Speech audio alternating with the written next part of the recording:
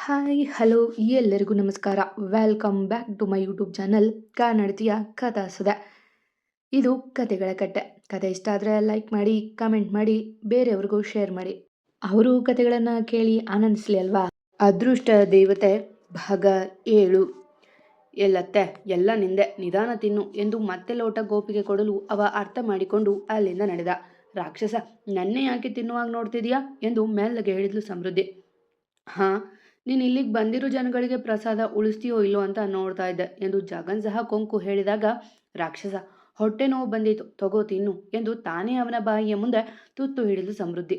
ಲತ್ತೆ ಕೈಯಲ್ಲಿ ತಿನ್ನೋ ಭಾಗ್ಯ ಬೇಡಮ್ಮ ಎಂದು ಅವ ಬಾಯಿ ತೆಗೆದಾಗ ಅವನ ಬಾಯಿಯೊಳಗೆ ತುರುಕಿ ಬಿಟ್ಲು. ಹೇಯ್ ಅಟ್ ಎಂದು ಅವಳಿಗೆ ಬೈಯಲು ಬಾಯಿ ತೆಗೆದಿದ್ದ ಮತ್ತೆ ಒಂದು ತುತ್ತು ಅವನ ಬಾಯಿಗೆ ಇಟ್ಲು. ಪ್ರಸಾದದ ರುಚಿ ಅವನಿಗೂ ಹತ್ತಿತ್ತೇನೋ. ಮುಂದೆ ಮಾತಿಲ್ಲದೆ ತಿಂದ. 1 2 ಎಂದು ಶುರುವಾಗಿ ತಾನೊಂದು ತುತ್ತು ಅವನೊಂದು ತುತ್ತು ಎಂಬಂತೆ ತಿನ್ನತೊಡಗಿದ್ರು ಇಬ್ರು. ಅವನ ಕಣ್ಣುಗಳು ಅವಳನ್ನೇ ನೋಡುತ್ತಾ ಉಳಿದು ಬಿಟ್ಟವು. ಇನ್ನು ಅವಳಂತೂ ಊಟವನ್ನು ಆಸ್ವಾದಿಸುತ್ತಾ ತಿನ್ನುವುದರಲ್ಲಿ ಮಗ್ನ. ಅವಳ ರೀತಿಗೆ ಅಚ್ಚರಿಯಾಗಿತ್ತು ಅವನಿಗೆ. ಇಷ್ಟು ವರ್ಷಗಳಲ್ಲಿ ಒಮ್ಮೆಯೂ ಅವ ಊಟವನ್ನು ಅನುಭವಿಸುತ್ತಾ ತಿಂದಿಲ್ಲ. ಆದರೆ ಅಮ್ಮನ ಕೈತುತ್ತು ಮಾತ್ರ ಏನೋ ವಿಶೇಷ ಎಂಬಂತೆ ತಿಂದಿದ್ದು ಉಂಟು. ಇಬ್ಬರ ಕಣ್ಣುಗಳು ಮಾತನಾಡುವಾಗ ಅವರ ಎಚ್ಚರಿಸಿದ್ದು ಆ ಅಜ್ಜಿ. ಲೋ ಕರಿಯ, ಅವಾಗಲೇ ಆ ಹುಡುಗಿ ನನ್ನ ಹೆಂಡ್ರು ಅಲ್ಲ ಅಂದೆ, ಈಗ ನೋಡಿದ್ರೆ ಆಕೆ ಕೈಯಲ್ಲೇ ಮುಕ್ತಾ ಇದೀಯಾ? ನಿನ್ನಂಥ ಕರಡಿ ಮುಖಕ್ಕೆ ಆ ಮುದ್ದು ಹುಡುಗಿ ಸಿಕ್ಕಿದ್ದೇ ಹೆಚ್ಚು ಎಂದು ಅಜ್ಜಿ ಹೇಳಿದಾಗ ಇಹಕ್ಕೆ ಬಂದ ಜಗನ್ ಸುತ್ತಮುತ್ತ ನೋಡಿ ಕೈಯಲ್ಲಿ ಕಲ್ಲು ತೆಗೆದುಕೊಂಡು, ಹೇ ಮುದುಕೆ, ಹೋಗೇ ಇಲ್ಲಿಂದ, ನಾವೇನಾದರೂ ಮಾಡ್ಕೋತೀವಿ, ನಿಂದೇನೋ ಎಂದು ಅರಚಿದಾಗ ಹೆದರಿದ ಅಜ್ಜಿ, ಏ ಹುಡುಗಿಯೇ, ಅದೇಗಿ ಕರಡಿ ಜೊತೆ ಸಂಸಾರ ಮಾಡ್ತೀಯೋ ಸುಡುಕ, 4 ದಿನ ಉಪವಾಸ ಹಾಕು ಎಂದು ಹೇಳಿ ಓಡಿ ಹೋದಾಗ ಜಗನ್ ಮುಖ ನೋಡಿ ಜೋರಾಗಿ ನಕ್ಕು ಬಿಟ್ಲು ಸಮೃದ್ಧಿ. ಇದೇ ಮೊದಲೇನೋ ಬಹುದಿನಗಳ ನಂತರ ಅಷ್ಟು ಚೆನ್ನಾಗಿ ನಕ್ಕಿದ್ದು ಅವಳು. ಲೇ ಲತ್ತೆ, ಯಾಕೆ ನಗ್ತಿರೋದು? ನನ್ನ ಮುಖದಲ್ಲೇನು ಕರಡಿ ಕುಣಿತಾ ಇದೆಯಾ ಎಂದು ಗಂಟು ಮುಖ ಹಾಕಿ ಕೇಳಿದ. ಅವನ ನೋಡಿ ತನ್ನ ನಗು ಹೆಚ್ಚಿಸಿದ ಸಮೃದ್ಧಿ, ಕರಡಿ ಮುಖದಲ್ಲಿ ಕರಡಿ ಕುಣಿಯುತ್ತಾ? ಎಂಥ ತಮಾಷೆ ಮಾಡ್ತೀಯ ರಾಕ್ಷಸ, ನೀನೇ ದೊಡ್ಡ ಕರಡಿ ಎಂದು ಹೇಳಿದಾಗ ಕೋಪದಲ್ಲಿ ಅವಳ ಕೈ ತಿರುಚಿಬಿಟ್ಟ ಜಗನ್. ಏನೇ ಲತ್ತೆ, ನನ್ನೇ ಆಡ್ಕೊಳ್ತಾ ಇದೆಯಾ? ನಾನು ಬರದೇ ಇದ್ದಿದ್ರೆ ಮೆಟ್ಟಿಲಿನಿಂದ ಕೆಳಗೆ ಉರುಳು ಸೇವೆ ಮಾಡ್ತಿದ್ದೆ. ದೇವಸ್ಥಾನಕ್ಕೆ ಕಾಲಿಟ್ಟು ಇಲ್ಲಿಗೂ ಲತ್ತೆ ಹೊಡಿಸೋದಕ್ಕೆ ಬಂದಿದೀಯಾ ಹೇಗೆ ಎಂದು ಕೇಳಿದಾಗ ಬೇಸರ ಆಗಿತ್ತು ಅವಳಿಗೆ. ಮಾತಾಡೇ ಎಡಬಟ್ಟು, ಏನೋ ಹೇಳ್ತಾ ಇದ್ದೆ ಎಂದು ಹೇಳಿದ ತಲೆ ತಗ್ಗಿಸಿ, ಸಾರಿ, ಕೈ ಬಿಡು, ನೋವಾಗ್ತಿದೆ ಎಂದಳು ಮೆಲ್ಲಗೆ. ಇದ್ದಕ್ಕಿದ್ದಂತೆ ಅವಳ ಸ್ವರ ಇಳಿದಿದ್ದು ಅನುಮಾನ ಆಗಿತ್ತು ಅವಳಿಗೆ. ಏನಂದೆ? ಸಾರಿನಾ? ಅಬ್ಬೋ, ಯಾಕೆಷ್ಟು ಮೆತ್ತಗಾಗಿದೆ ದನಿ ಎಂದ ಅವಳ ಕೈ ಮೇಲಿನ ಹಿಡಿತ ಸ್ವಲ್ಪ ಸಡಿಲಿಸಿ. ಹಾಂ, ಏನಿಲ್ಲ, ಲತ್ತೆ ಅಂತೆಲ್ಲ ಕರಿಬೇಡ ನೀನು, ಬೇರೆ ಏನಾದರೂ ಅನ್ಕೋ, ನಾನು ಕರಡಿ ಅನ್ನೋದಿಲ್ಲ ನಿನಗೆ ಎಂದು ಸ್ವಲ್ಪವೇ ತಲೆ ಎತ್ತಿ. ಹೋ, ಹಾಗ್ಬಾ ದಾರಿಗೆ, ಕರಡಿ ಅಂತ ನನಗೆ ನಿಮ್ಮಮ್ಮ ಹೆಸರಿಟ್ಟಿದ್ಲ, ಹೋಗು, ಇನ್ನೊಂದು ತಟ್ಟೆ ತುಂಬ ಪ್ರಸಾದ ಬಡಿಸಿಕೊಂಡು ಮುಕ್ಕು ಎಂದು ಹೇಳಿ ಅವಳ ಕೈ ಬಿಟ್ಟ. ಅಂತೂ ಅಣ್ಣ ಒಂದು ಹುಡುಗಿ ಮೈ ಮುಟ್ಟಿ ಮಾತನಾಡಿಸುವ ಹಾಗಾದ. ಒಳ್ಳೆ ಬೆಳವಣಿಗೆ. ಸೀತಮ್ಮನಿಗೆ ಹೇಳಿದರೆ ಖುಷಿ ಪಡ್ತಾರೆ ಎಂದು ಹೇಳಿಕೊಂಡ. ಅದೆಲ್ಲ ದೂರದಿಂದ ನೋಡುತ್ತಿದ್ದ ಗೋಪಿ. ಲೋ, ಅಲ್ಲೇ ನಿಂತು ಕನಸು ಕಾಣ್ತೀಯಾ ಅಥವಾ ಇಲ್ಲ ಎಂದು ಹೇಳಲು ಹೋದವ ತಡೆದು ಸಮೃದ್ಧಿ ಮುಖ ನೋಡಿ, ಈ ಎಡವಟ್ಟಿಗೆ ನೀರು ತಂದು ಸುರಿತೀಯಾ ಎಂದು ಜಗನ್ ಗುಡುಗಿದಾಗ ಓಡಿ ಬಂದು ನೀರಿನ ಲೋಟ ಚಾಚಿದ ಗೋಪಿ. ಅತ್ತಿಗೆ, ತಗೊಳ್ಳಿ ನೀರು ಎಂದು ಹೇಳಿದಾಗ ಸಮೃದ್ಧಿ ಜಗನ್ ಇಬ್ಬರು ಒಟ್ಟಿಗೆ ತುರುಗುಟ್ಟಿ ನೋಡಿದ್ರು. ಅಯ್ಯೋ, ಅದು ಅದು ನಿಮ್ಮ ಹೆಸರು ಗೊತ್ತಿಲ್ಲ ಅಲ್ಲ, ಅದಕ್ಕೆ ಅಂತ ಎಂದು ಗೋಪಿ ತಡವರಿಸಿದ್ದೆ. ಅವನ ತಲೆಗೊಂದು ಮೊಟಕಿದ ಜಗನ್. ಅದು ಸರಿ, ಕರಡಿಗೂ ಜಿಂಕೆಗೂ ದೇವಸ್ಥಾನದಲ್ಲಿ ಏನು ಕೆಲಸ ಎಂದು ಉಬ್ಬೇರಿಸಿ ಕೇಳಿದ್ಲು ಸಮೃದ್ಧಿ ನೀರು ಕುಡಿದು. ಹಾಂ, ಇಲ್ಲೊಂದು ಹೆಬ್ಬಾವಿದೆ ಅಂದರು, ಅದಕ್ಕೆ ಬಂದ್ವಿ, ಕಳ್ಚ್ಕೊಳ್ಳೆ ಇಲ್ಲಿಂದ, ಸಾಕು ಮಾತಾಡಿದ್ದು ಎಂದು ಜಗನ್ ಹೇಳಲು ಮೂತು ತಿರುವಿ ಅಲ್ಲಿಂದ ನಡೆದ್ಲು ಸಮೃದ್ಧಿ. ಏನೋ ಇವಳು ದೇವರನ್ನ ಮಾತನಾಡಿಸದೆ ಹೋಗ್ತಾ ಇದ್ದಾಳೆ, ಪುಳಿಯೋರಿಗಾಗಿ ಬಂದಿತ್ತು ಅನ್ಸುತ್ತೆ ಎಂದು ಗೋಪಿಯ ನೋಡಿ. ಪ್ರಸಾದ ತುಂಬ ರುಚಿ ಇತ್ತು, ಸ್ವಲ್ಪ ಸೀತಮ್ಮನಿಗೂ ಕಟ್ಟಿಸ್ಕೊ, ದೇವರು ಅಂದರೆ ಇಷ್ಟ ಅವಳಿಗೆ, ಹಾಗೆ ಒಳಗೆ ಹೋಗಿ ಕುಂಕುಮ ತೆಗೆದುಕೊಂಡು ಬಾ ಎಂದು ಹೇಳಿದಾಗ ತಲೆ ಆಡಿಸಿ ನಡೆದ ಗೋಪಿ. ಯಾಕೋ ಡೌಟ್ ಬರ್ತಾ ಇದೆ ಈ ಎಡವಟ್ಟು ಹುಡುಗಿ ಮೇಲೆ, ಏನೋ ಸ್ಕೆಚ್ ಹಾಕ್ತಾ ಇದ್ದಾಳಾ ಹೇಗೆ ಅಂತ ಎಂದು ಯೋಚಿಸುತ್ತಾ ಕುಳಿತ ಜಗನ್. ಅವನು ಒಳಗೆ ಬಂದು ಸುಮಾರು ಗಂಟೆಯ ಮೇಲೆ ಆಗಿತ್ತು. ಸಮೃದ್ಧಿ ಸಿಗದೆ ಹೋಗಿದ್ರೆ ಅವ ಆಗಾಗಲೇ ಮರಳಿ ಬರುತ್ತಿದ್ದ. ಆದರೆ ಈಗ ಅಲ್ಲೇ ಕುಳಿತ ಅಸಮಾಧಾನದಿಂದ ಹಾಗೆ ಬಡಿದುಕೊಳ್ಳುತ್ತಿದ್ದ ಫೋನ್ ಕಡೆಗೆ ಸಹ ಗಮನವಿಲ್ಲ. ಒಂದು ವೇಳೆ ಅವನು ಸಮೃದ್ಧಿಯ ನೋಡದೇ ಇದ್ದಿದ್ರೆ ಇಷ್ಟೊತ್ತಿಗಾಗಲೇ ಅವನಿಗಾಗಿ ಕಾಯುತ್ತಿದ್ದ ರೌಡಿಗಳ ಕೈಗೆ ಸಿಕ್ಕಿ ಬೀಳುತ್ತಿದ್ದ. ಹಲೋ ದಾದಾ, ನಾವು ಸುಮಾರು 1 ಗಂಟೆಯಿಂದ ಕಾಯ್ತಾ ಇದ್ದೀವಿ, ಇಲ್ಲಿ ಜಗನ್ ಬಂದಿಲ್ಲ ಎಂದು ಕರೆ ಮಾಡಿ ತಿಳಿಸಿದ್ರು ಅವರು. ಛೆ, ಇವತ್ತು ತಪ್ಪಿಸ್ಕೊಂಡ, ಪರವಾಗಿಲ್ಲ ಬನ್ನಿ, ನಾವು ಬೇರೆ ಪ್ಲಾನ್ ಮಾಡ್ತೀನಿ ಎಂದು ಕೋಪದಿಂದ ಬುಸ್ಕೊಟ್ಟಿ ಫೋನ್ ಇಟ್ಟದಾದ ಮತ್ತೊಂದು ಯೋಜನೆ ರೂಪಿಸಿದ್ದ. ಅಪ್ಪ, ಹೇಗೋ ಹೊಟ್ಟೆ ತುಂಬ ತಿಂದೆ, ಈಗಂತೂ ಒಂದು ಕ್ಲಾಸ್ ಹೋಗಿರುತ್ತೆ, ಪರವಾಗಿಲ್ಲ, ಇದನ್ನೇ ಮನೆಯಲ್ಲಿ ತಿಂದಿದ್ರೆ ಕಾಲೇಜ್ ಫೀ ಎಲ್ಲ ಹಾಳು ಮಾಡ್ತೀನಿ ಅಂತ ಅಣ್ಣ ಬೈತಿದ್ದ. ದೇವಸ್ಥಾನದಲ್ಲಿ ಸ್ವಲ್ಪ ಕೊಡ್ತಾರೆ ಅಂತ ಮಾಡಿದ್ದೆ.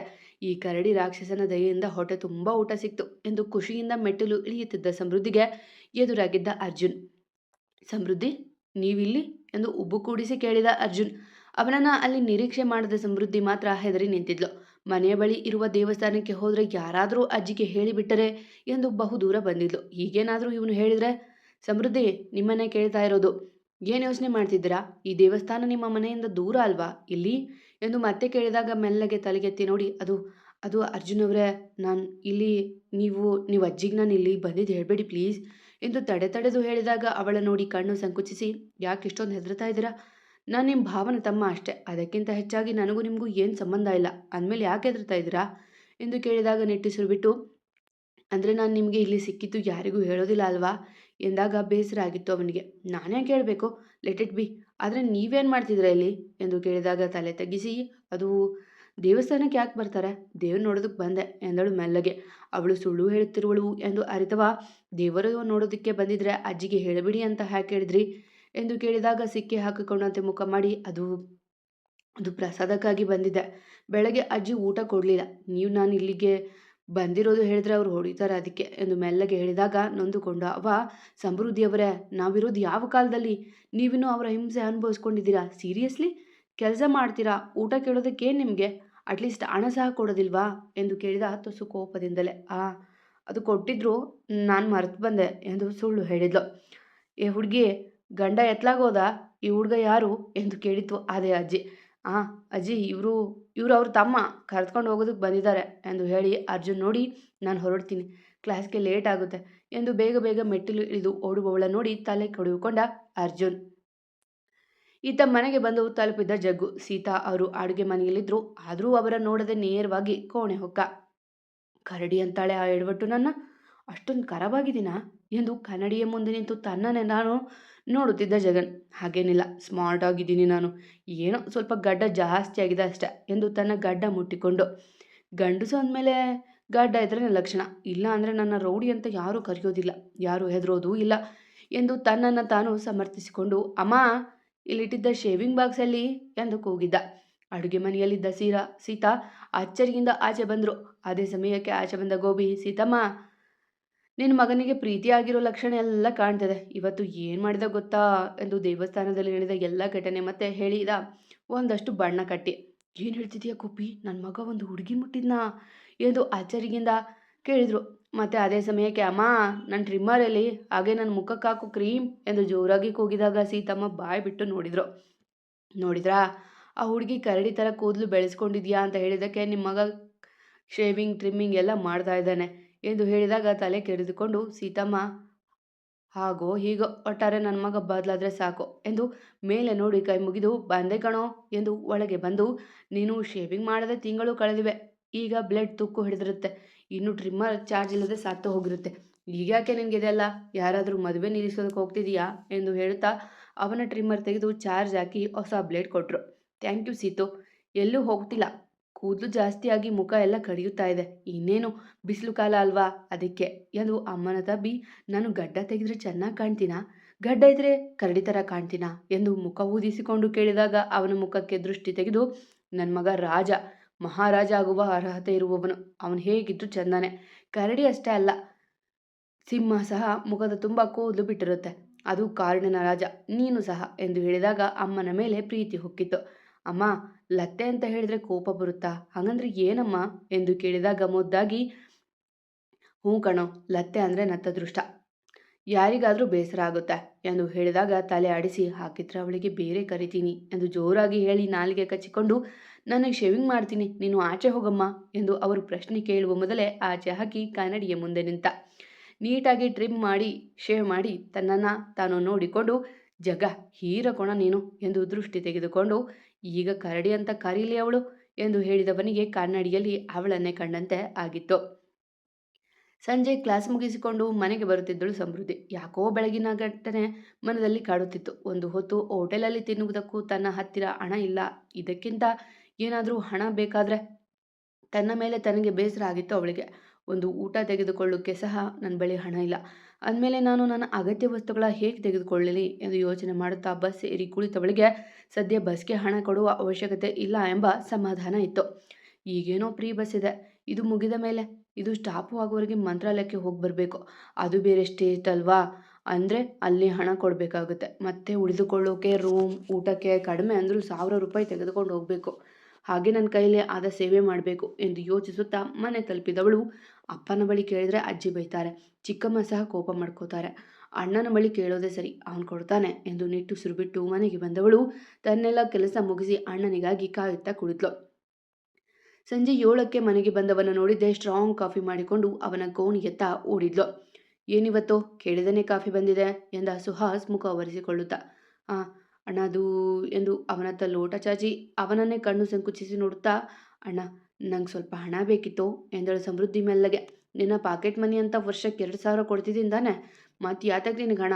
ಊಟ ತಿಂಡಿ ಎಲ್ಲ ಇಲ್ಲೇ ಆಗುತ್ತೆ ಎಂದು ಜೋರಾಗಿ ಹೇಳಿದಾಗ ಬೇಸರ ಆದರೂ ತಡೆದು, ಅದು ಮಂತ್ರಾಲಯ ಹೋಗಬೇಕು ಅಂತ, ನೆಕ್ಸ್ಟ್ ವೀಕ್ ರಜೆ ಇದೆ, ಅಷ್ಟರಲ್ಲಿ ಹೋಗಿ ಬರೋಣ ಅಂತ ಎಂದು ಹೇಳಿದಾಗ ಅವಳನ್ನೇ ದುರ್ಗುಟ್ಟಿ, ಮಂತ್ರಾಲಯಕ್ಕೆ ಹೋಗಿ ಬಂದ ತಕ್ಷಣ ನಿನ್ನ ಪಾಪ ಎಲ್ಲ ಕಳೆದು ಅದೃಷ್ಟ ದೇವತೆ ಆಗಿಬಿಡಲ್ಲ, ಹೋಗಿ ಕೆಲಸ ನೋಡ್ಕೊ ಎಂದು ಗದರಿದ ಸುಹಾಸ್. ಅಣ್ಣ ಎಂದು ಮತ್ತೆ ಕೇಳುವಾಗ ಕೆಕ್ಕರಿಸಿ ನೋಡಿದ ಅವಳನ್ನೇ. ಅಲ್ಲಿಗೆ ಇದ್ದ ಧೈರ್ಯ ಎಲ್ಲ ಹುದುಗಿ ಹೋಗಿತ್ತು. ಸಾರಿ ಅಣ್ಣ ಎಂದು ಹೇಳಿ ಅಲ್ಲಿಂದ ಹೊರಟು ಬಿಟ್ಟಳು. ಅವಳೋದ ಮೇಲೆ ಕ್ಷಣ ಮೌನ ವಹಿಸಿದವ ಸುಮ್ಮನೆ ಫೋನ್ ನೋಡುತ್ತಾ ಕುಳಿತ. ರಾಯರೇ, ಯಾರೋ ಹೇಳಿದ ನೆನಪು, ನೀವು ಯಾರನ್ನ ಹೇಗೆ ಯಾವಾಗ ಕರೆಸಿಕೊಳ್ಬೇಕು ಅಂತ ಇರ್ತೀರೋ ಅಲ್ಲಿವರೆಗೂ ನಾವೆಷ್ಟೇ ಪ್ರಯತ್ನ ಪಟ್ಟು ನಿಮ್ಮನ್ನು ನೋಡಬೇಕು ಅಂದರೂ ನೀವು ಇಚ್ಛಿಸುವವರೆಗೂ ಆಗೋದಿಲ್ಲ ಅಂತ ಕಾಯ್ತೀನಿ, ನೀವು ನನ್ನನ್ನು ಕರೆಸಿಕೊಳ್ಳುವವರೆಗೂ ಎಂದು ರಾಯರ ಮೂರ್ತಿ ಮುಂದೆ ನಿಂತು ಕೈ ಮುಗಿದು ಎಷ್ಟು ದುಡ್ಡು ಬೇಕು ಎಂಬ ದನಿ ಕೇಳಿದಾಗ ಹಿಂದೆ ತಿರುಗಿ ನೋಡಿದ್ಲು. ಅವಳ ಚಿಕ್ಕಮ್ಮ ನಿಂತಿದ್ಲು. ಎಷ್ಟು ದುಡ್ಡು ಬೇಕು ಎಂದು ಕೇಳಿದಾಗ ತಲೆ ತಗ್ಗಿಸಿ ನಿಂತಳು ಸುಮ್ಮನೆ.